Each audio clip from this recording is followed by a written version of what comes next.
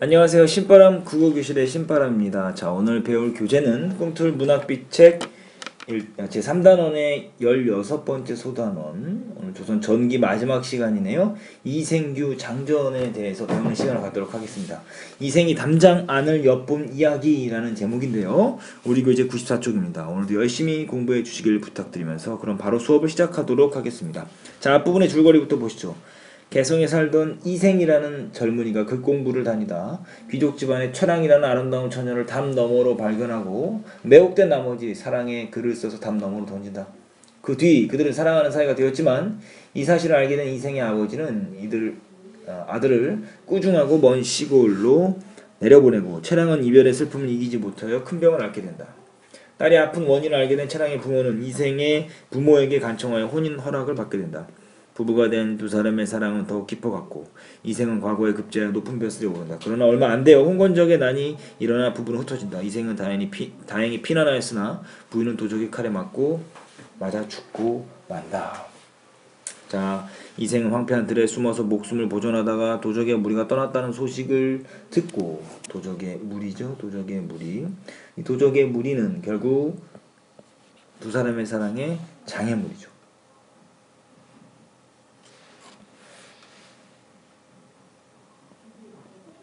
두 사람을 사랑에 시련을 주는 요인이다.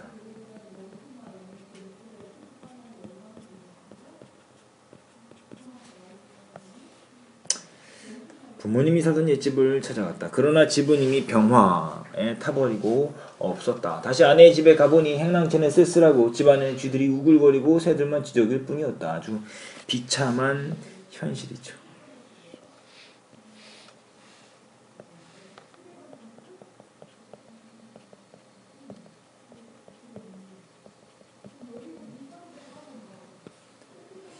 그는 슬픔을 이기지 못해 작은 누각에 올라와서 눈물을 거두고 길게 한숨을 쉬며 날이 저물도록 앉아서 지난날의 즐겁던 일을 생각해보니 완연히 한바탕 꿈만 같았다.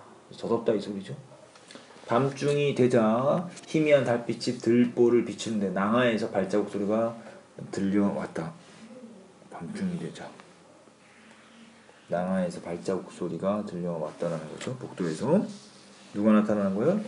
죽은 최랑이 나타나는 겁니다.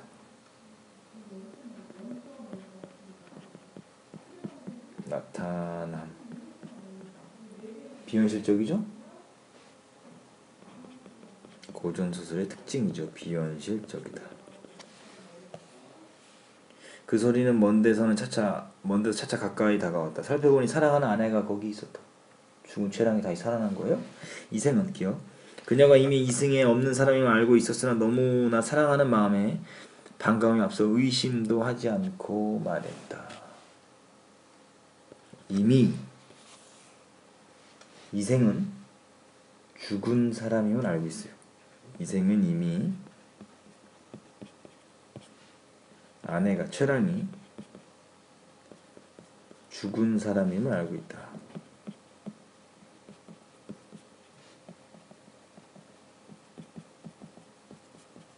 이것은 지난 시간에 배웠던 만복사 젖보기하고는 다르죠? 만복사 젖보기에서 양생은 하시녀를 죽은 사람인 걸 몰라요. 하지만 여기에 이생은 이미 최랑이 죽은 사람임을 알고 있다는 게 바로 만복사 젖보기하고의 차이점이다라는 거죠. 자, 계속 가보죠. 부인은 어디로 피난하여 목숨을 보존하였소? 여인은 이생의 손을 잡고 한바탕 통곡하더니 그 사정을 얘기했다. 이윽고 이야기가 가산에 미치자 여인은 말했다. 조금도 잃지 않고 어떤 산골짜기에 묻어두었습니다. 이생이 또 묻기를 우리 두 집 부모님의 해골은 어디 있어? 하는 수 없이 어떤 곳에 그냥 버려두었습니다. 서로 쌓였던 이야기가 끝나고 잠자리를 같이 하니 지극한 즐거움은 옛날과 같았다. 제외한 이생과 최랑이 그동안의 사정을 이야기한다. 여인은 대답했다. 저 손길은 피할 수가 없습니다. 하느님께서 기억 저와 난군의 연분이 끊어지지 않았고 또 전생에 아무런 죄악도 없었으므로 이 몸을 환신시켜 잠시 난군을 베어 시름을 풀게 했던 것입니다. 니은. 자, 이게 뭡니까? 잠시 환생했던 이유를 밝히는 거. 최랑이 잠시 환신이라고 했죠. 했던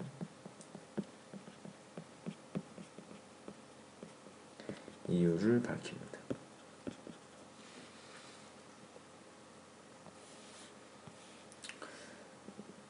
오랫동안 인간 세상에 머물러 있으면 산 사람을 유혹할 수는 없습니다. 이제는 뭡니까? 이승과 서승에는 분명한 경계가 있다. 이별해야 된다 이 소리죠. 하더니 시비에게 명하여 술을 올리게 하고는 옥루춘곡에 맞추어 이 노래를 지어 부르면서 이생에게 술을 권했다. 이제 옥루춘곡은 악곡의 이름이죠. 도적대 기억 밀려와서 처참한 싸움터에 몰 죽음을 당하니 원앙도 짝이었네. 여기저기 흩어진 해골 누가 묻어주기. 피투성이 그 유호는 하소연할 것도 없네. 슬프다 이내 몸은 무산선녀 될 수 없고 깨진 거울 갈라지니 마음만 쓰라지네. 이로부터 작별하면 둘이 모두 아득하네. 저승과 이승 사이 소식조차 막히리라. 니은으로 묶습니다.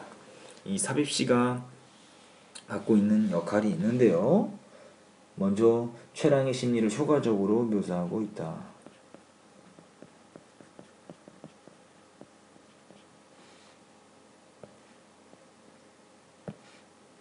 심리를 효과적으로 묘사한다라는 거죠. 그리고 작품 전체의 주제를 표현하고 있다.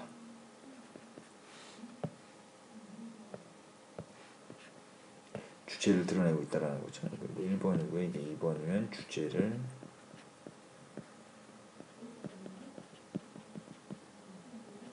드러내고 있다라는 거죠.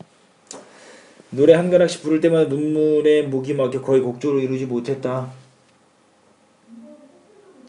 이생 또한 슬픔을 거쳤지 못했다. 최랑이 이생과의 이별을 예고했다라는 거죠.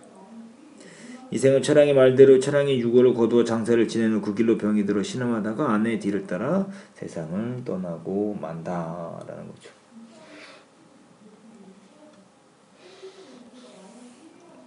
자, 이제 작품 개관을 하면서 작품을 정리해 보도록 하겠습니다. 자, 갈래는 한문소설이면서 전기소설이고 명언소설이면서 염정소설이다. 성격은 전기적, 낭만적, 비극적, 환상적이며 배경은 시간적인 배경은 고려시대고 공간적인 배경은 개성이다. 주제는 죽음을 초월한 남녀간의 애절한 사랑. 특징은 시를 삽입하여 인물의 심리를 효과적으로 나타내고 있으며 개인과 세계 사이의 갈등이 드러나고 비현실적이고 신비로운 내용을 다루고 있다라는 겁니다. 사건의 전개 양상을 살펴보시면 주인공들이 만남과 이별을 거듭하게 되는 구성을 보이고 있다라는 거죠. 전반부에서는 최랑이 죽기 전에는 부모님의 반대로 인해서 그것을 뭐했어요? 극복한 후에 결혼했고, 자, 후반부에는 홍건적의 난 때문에 최랑의 죽음 이후 살아있는 이생과 죽은 최랑이 재활을 하게 되고, 명부의 법칙, 하늘에 정한 법칙 때문에 이생과 최랑이 영원한 이별을 하고 있다는 거죠. 자, 삽입시의 역할을 살펴보시면 이생과 이별하는 최랑의 슬픔을 효과적으로 부각시키며 작품 전체의 주제를 집약해서 보여준다는 거 기억해 두시면 좋겠습니다. 자, 이렇게 해서 이생규 장전 오늘 공부했는데요. 공부한 내용을 복습하시고 오마이노트로 정리하십시오. 그 후에 관련 문제를 풀어보시는 것이 여러분의 과제입니다. 자, 오늘도 열심히 공부해 주셔서 감사합니다. 그럼 다음 시간에 다시 만나요. 소년이여 야망을 가져라.